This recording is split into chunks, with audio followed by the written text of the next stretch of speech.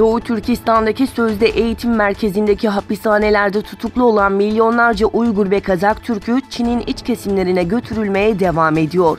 Bitter Winter'ın haberindeki raporlara göre Gansu eyaletinin Wuwei kentindeki her bir hapishanede en az 1000 Uygur'un gözaltında tutulduğu, ayrıca Çin'in Shanxi ve Heilongjiang gibi şehirlerinde binlerce Uygur ve Kazak Türk'ünün hapishanelerde tutulduğu bildirildi.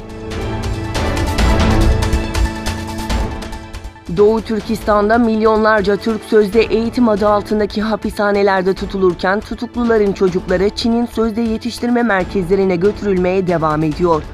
Başkent Urimçi'de Çin Komünist Parti yönetimindeki Milli Eğitim Bakanlığı'nca resmi internet sitesinden yayınlanan verilere göre Doğu Türkistan bölgesindeki sözde çocuk yetiştirme ve Çinileştirme merkezlerinin toplam sayısının 7.778 adet olduğu, eğitmenlerin toplam sayısının 92.200 kişi olduğu, bunun dışında özel görevli statüsünde 59.400 kişinin bulunduğu bildirildi.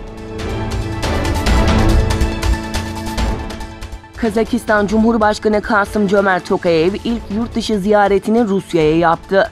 Tokayev, başkent Moskova'daki resmi temaslar çerçevesinde Rusya Devlet Başkanı Vladimir Putin ile bir araya geldi. Putin, Kremlin Sarayı'ndaki görüşme öncesinde yaptığı açıklamada Rusya ile Kazakistan arasındaki ilişkilere Tokayev'in geçmişte çok katkısı olduğunu söyledi. Kraliyet Hava Kuvvetleri'nden yapılan açıklamaya göre radarlar 2 Rus Tupolev Tu-160 bombardıman uçağını İngiltere'nin kuzeydoğu kıyıları yakınında uluslararası hava sahasında tespit etti. Bunun üzerine Kraliyet Hava Kuvvetleri'ne ait Tayfun jetleri Rus uçaklarının İngiltere hava sahasına girmesini önlemek için havalandı. Rus uçaklarının İngiltere'ye doğru yol almadan önce Norveç'in üzerinden geçtiği belirtildi. Bangladeş Başbakanı Şeyh Hasina, Cox's Bazar bölgesindeki kamplarda kalan Arakanlı Müslümanların ülkelerine güvenli ve hızlı şekilde dönmeleri gerektiğini kaydetti.